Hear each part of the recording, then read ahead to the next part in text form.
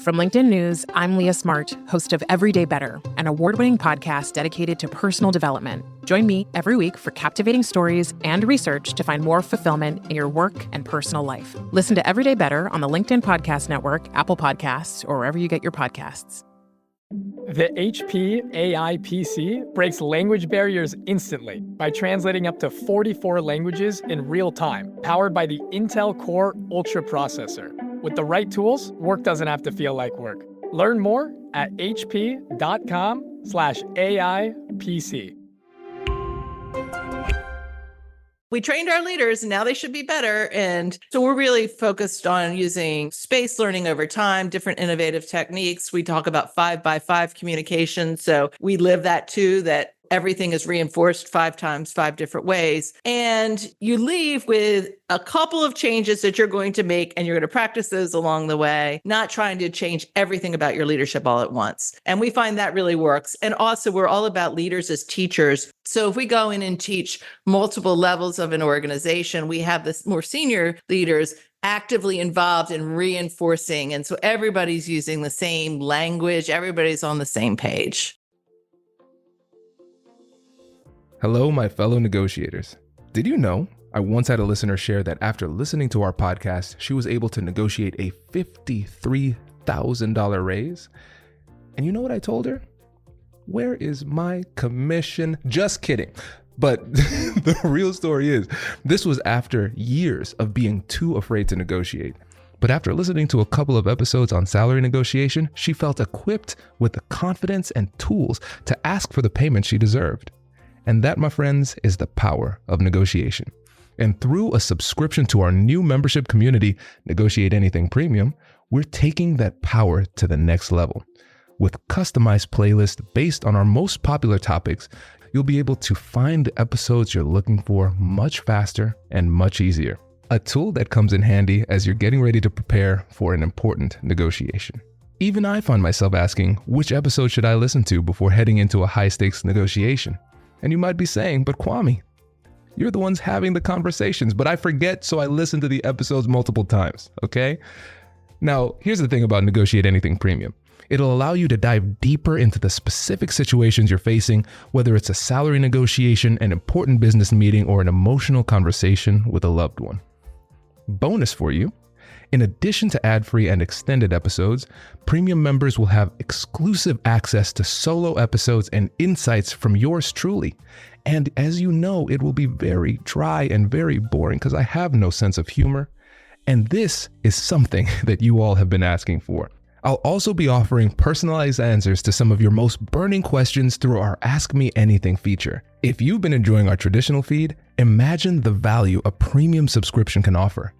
I've felt the benefit of negotiation firsthand, and it is life-changing. Many of you don't know this, but my journey has taken me from people pleaser to a confident negotiator because I was able to do 2 simple things. Through negotiation, I was able to first change my mindset, and then I was able to improve my skill set. And that is what will happen for you when you join Premium.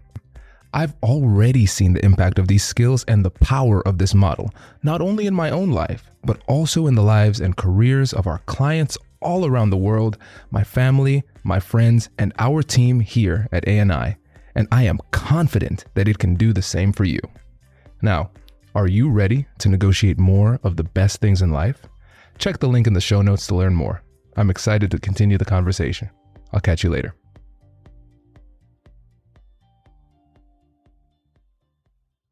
Karin, thanks for joining us today. Thanks so much for having me. Yes, it is our pleasure. So how about you get us started by telling us a little bit about yourself and what you do? Yeah, so I am the founder and CEO of Let's Grow Leaders, and we're all about practical tools and techniques for human-centered leaders. Really, how do you do leadership development programs that stick? Written a couple of books. One of we're here to talk about today. Other books include Courageous Cultures and Winning Well. I run Let's Grow Leaders with my husband, David Dye, and he is the co-author of our books as well. And before founding Let's Grow Leaders, I was at Verizon for 2 decades. So if you start to do the math on this, I am very old because I've been doing Let's Grow Leaders for 11 years. But I did a variety. The reason I'm so focused on practical is I was in HR for 10 years, but then I led a 2,200 person sales team and 10,000 person customer service organization. And I know you don't have a lot of time to digest a lot of theory to apply to your leadership. Sometimes you just need practical things you can do right away. And so that's really been our focus. I love that. I love the ode to practicality there because it's safer and easier, honestly, as a thought leader to live in theory, because if you don't nail down that precision, then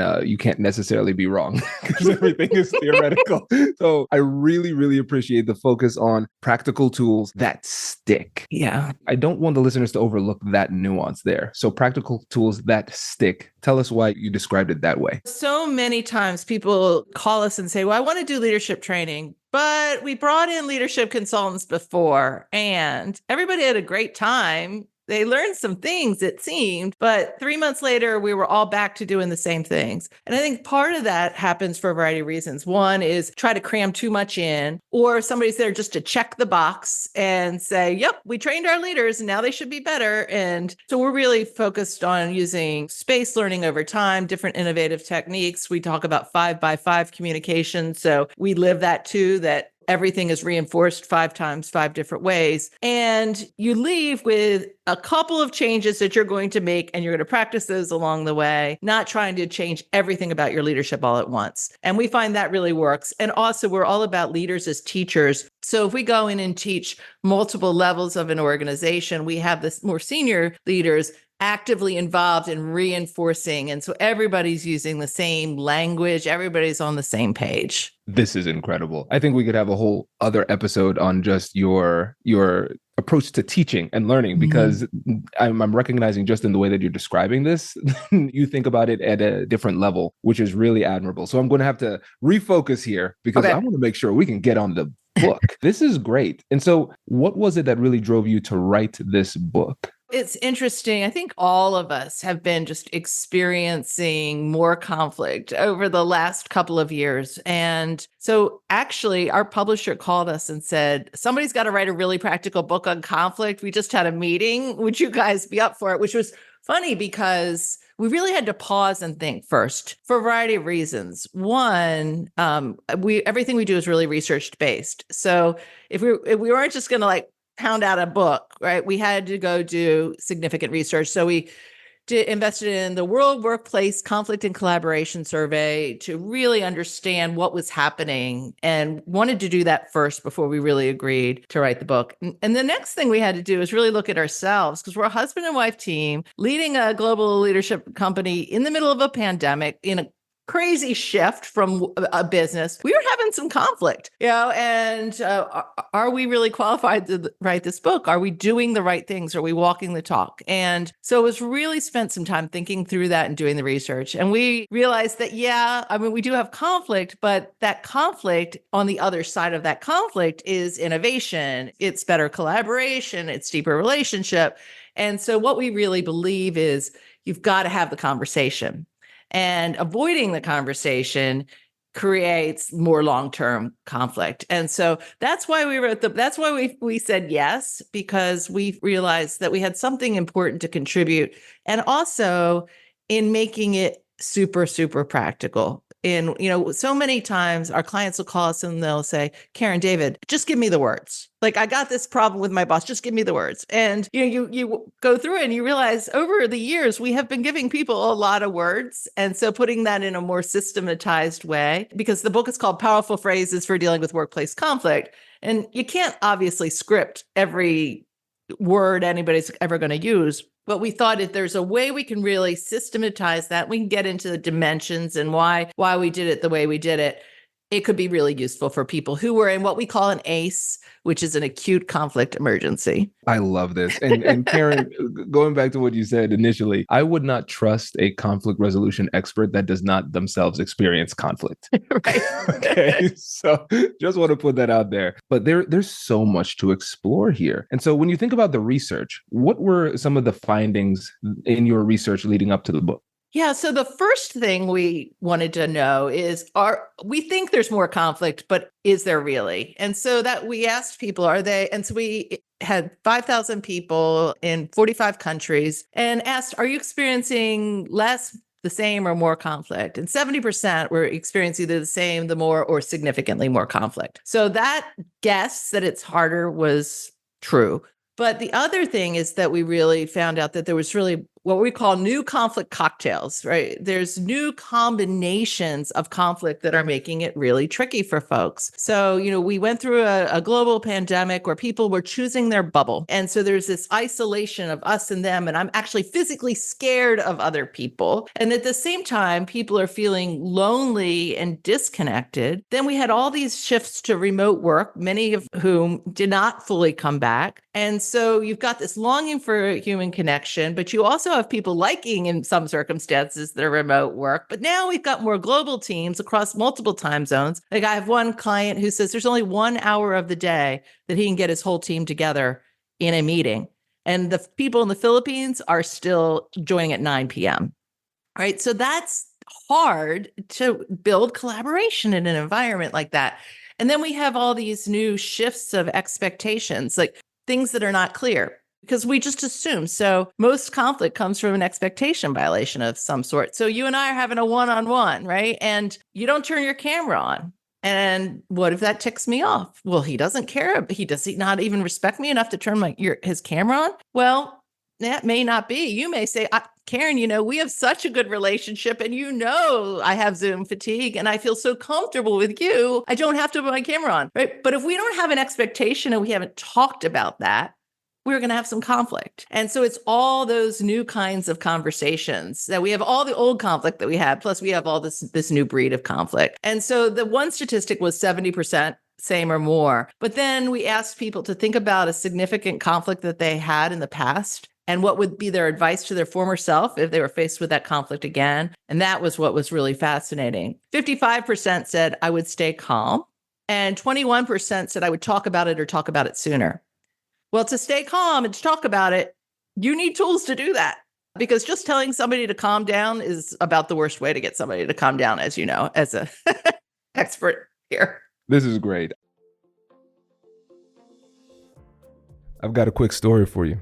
So I was at this keynote and I talked to a listener and he said, Kwame, I love the podcast, but my favorite part, man, I love those commercials. And I said, I don't think this is a true story. And now let me tell you about Negotiate Anything Premium, where you can listen to your favorite Negotiate Anything episodes ad-free.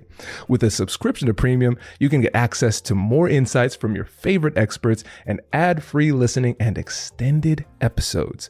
Bonus, you'll also get access to exclusive episodes and personalized advice from yours truly.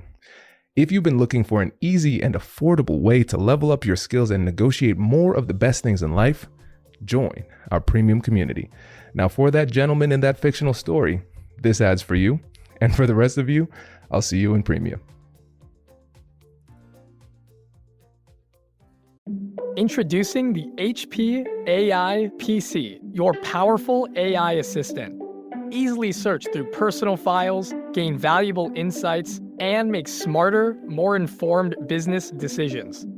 Unlock the future of work today with the HP AI PC, powered by the Intel Core Ultra processor. With the right tools, work doesn't have to feel like work. Learn more at hp.com/AIPC.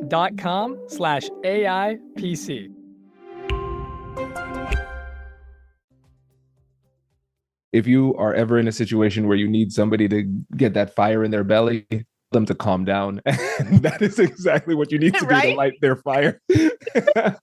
This is a really unique approach, Karin. I really appreciate this because what you've done essentially is you've started to map out the anatomy of some of these consistent conflicts that affect people in the workplace. And when you have the anatomy of the conflict and you can understand what those conflict cocktails entail, then it puts you in a better position to solve those conflicts because you have a more nuanced understanding. Exactly. And I love the powerful phrases too, because I think a lot of folks are hesitant to actually tell people specifically what it is that they should say. And when you're thinking about the powerful phrases that you've used, what are some of the examples that came from the book? Yeah. So the book itself has 300 powerful phrases, and it's designed with a table of contents. So you could say, what's going on? Somebody's just stole credit for my work. My boss is screaming F-bombs. Like, what do you do? And you can go. But it really starts with 4 dimensions of productive conflict and 12 goats. So there are 3 goats, greatest of all time, powerful phrases for every dimension.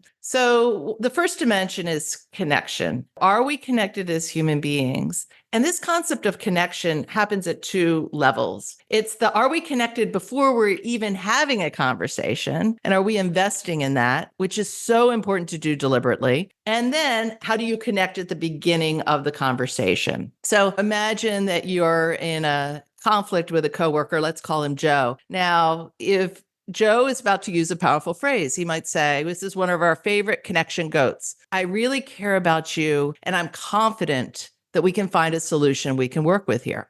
Okay, that's a reasonable, powerful phrase. Now, if last week Joe got you out of a jam when your little kid was sick, and by the way, he told your boss how great you are at pivot tables, you're like, oh, Joe does care about me and wants me to be successful. I'm confident about this conflict too. But if Joe threw you under the bus in your staff meeting the other day and you don't trust him, you can be like, that's a hard no with that powerful phrase, Joe. I don't trust you. Right? So the connection happens at a macro level first. But then how do you connect when you are in a conflict? So that I really care about you, or I care about this team, I care about our work, and I'm confident is a good one. Another one that we really love is simply tell me more. So if somebody is coming to you and they are emotional and you're like, oh, wow. Can you tell me some more, like about what you're feeling about this? Now the person feels heard and they don't have to scream so loud because they know you're actually listening to them and care about what you have to say. And so this example of some connection. The next dimension is clarity.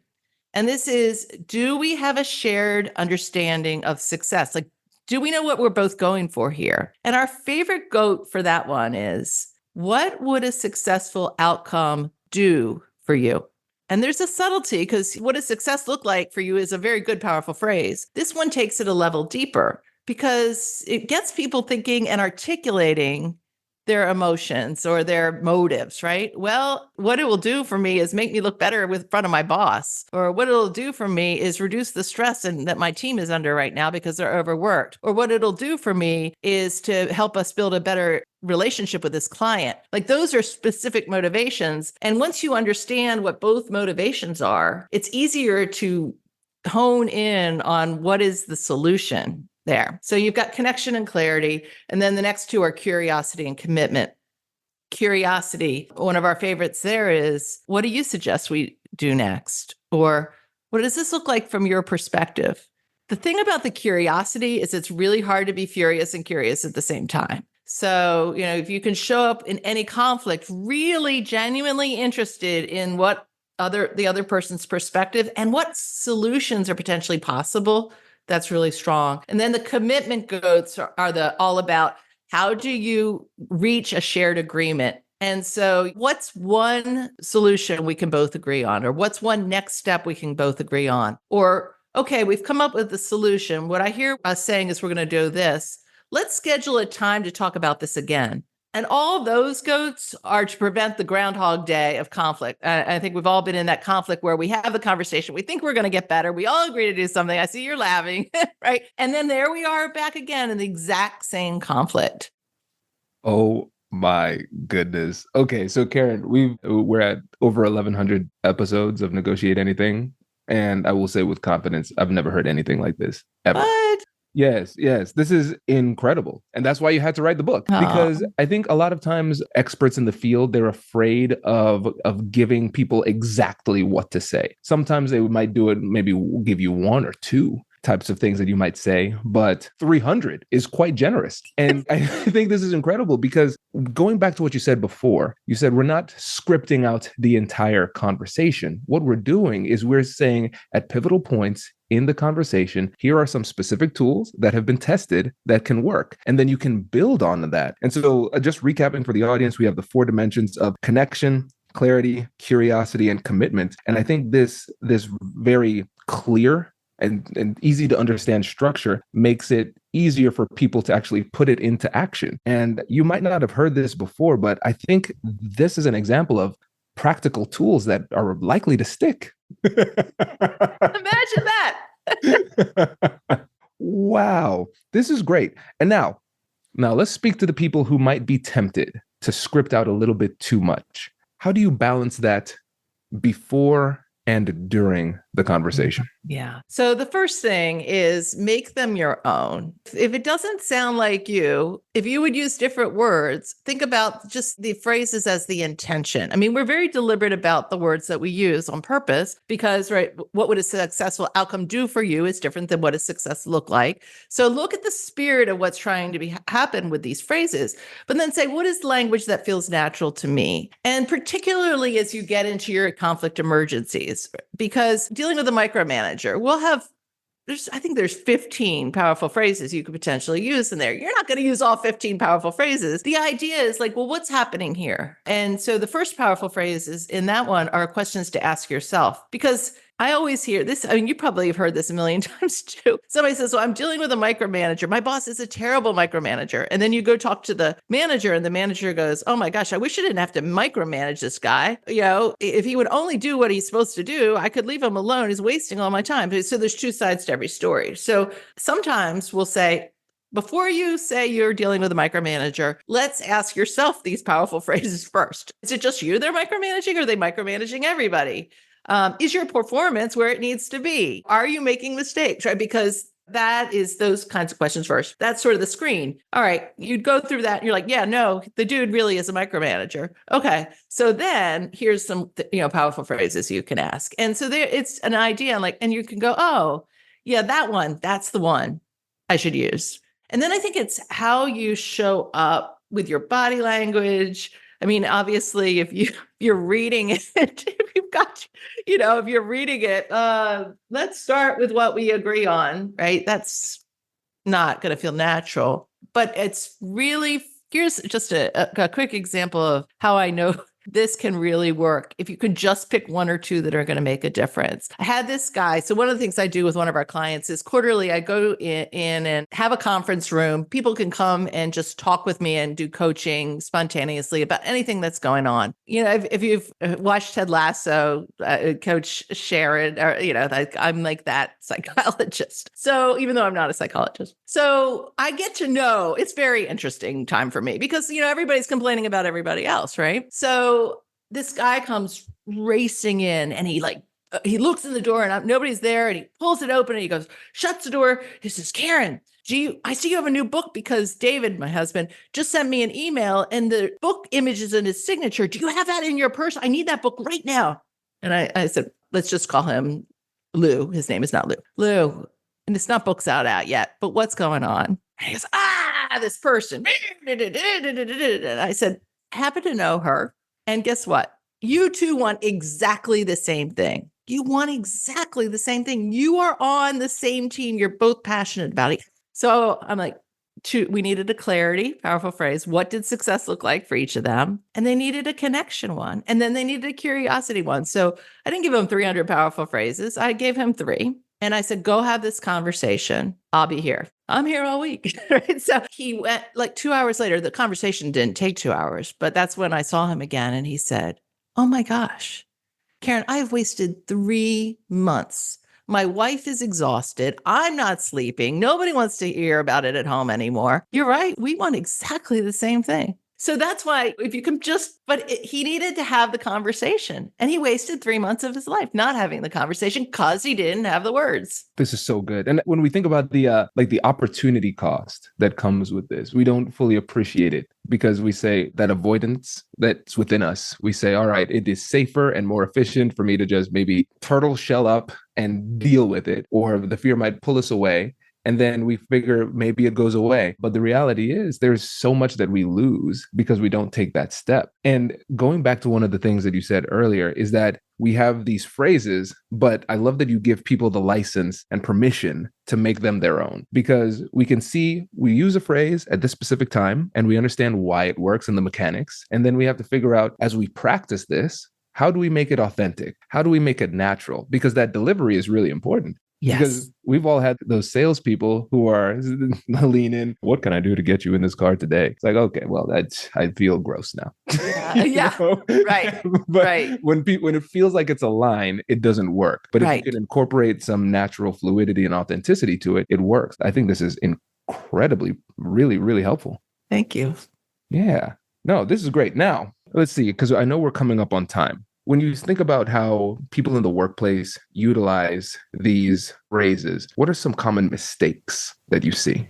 The biggest common mistake is if they don't really believe what they're saying. Right? If you're like, this is a lost cause, this person's never going to care, or they don't even want to care. Like I'm pretending to show up curious, but I am completely unwilling to change my mind. People will see through that. And I do not have a poker face. And so, I mean, I can't say things that I don't believe because my face says it all. Right. And so people will see that. So, I really care about you and you don't, they're going to see that. So I think that's the biggest mistake, and making sure that your body language is open, right? I'm really curious about what's going on. Your arms are crossed and you're all tucked in. That's not a curious. So have an open body language. I think that is one of them. And then I think the other is that what is like looking at a deeper cause, right? Is there something bigger that's going on? Sometimes the conflict is about the conflict, and sometimes the conflict is about something deeper. And are you having the right conversation along the way? What is this conversation really about? And sometimes you can do that just but simply like, well, let's start with what we agree on. And then that way you can get a list of what you do agree on. And then it becomes real clear what is the conversation that you need to have. And you're not wasting your time talking about all the other things.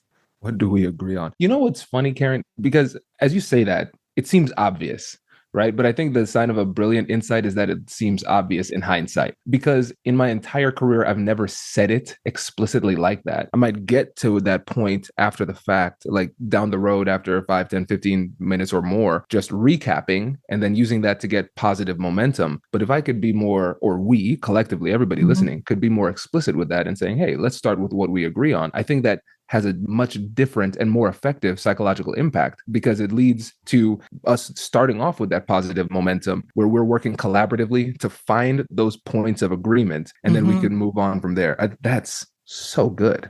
You know what I think, listeners? I think we should buy this book.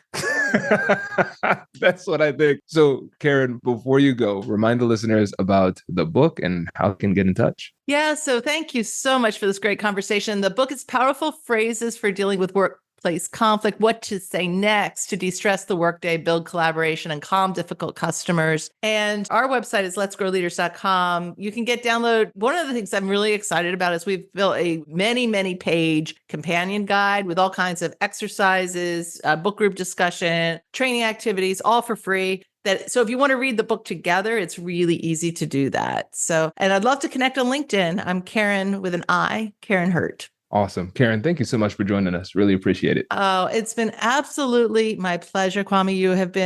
You're just a delight. Thank you. Wait. Now, before you sign off, I have something to tell you that I've never told you before. Just kidding. I've told you before, but you should listen to it again. I want you to know about Negotiate Anything Premium. Imagine all of the things that you love about our traditional feed, plus so much more. I know you like our traditional feed because you're at the end of the episode. And with Negotiate Anything Premium, you'll get more bonus content you've been asking for, more of the expert insights that you can't get anywhere else, and more exclusive behind-the-scenes access into every conversation. Are you ready to get more of what you want out of your life, career, and every conversation? With Negotiate Anything Premium, you'll have access to more high-level, custom-designed content and insights, giving you the tools you need to negotiate higher salaries, better deals, and better relationships in your life and career. Once I had a listener share that Negotiate Anything helped her to negotiate a $53,000 raise. Could this be you? What would that mean for your life? I've seen firsthand the impact this model has had on my life and the lives of my corporate clients, and I am confident that it can do the same for you. Are you ready to negotiate more of the best things in life? Click the link in the show notes to learn more. I'll catch you later.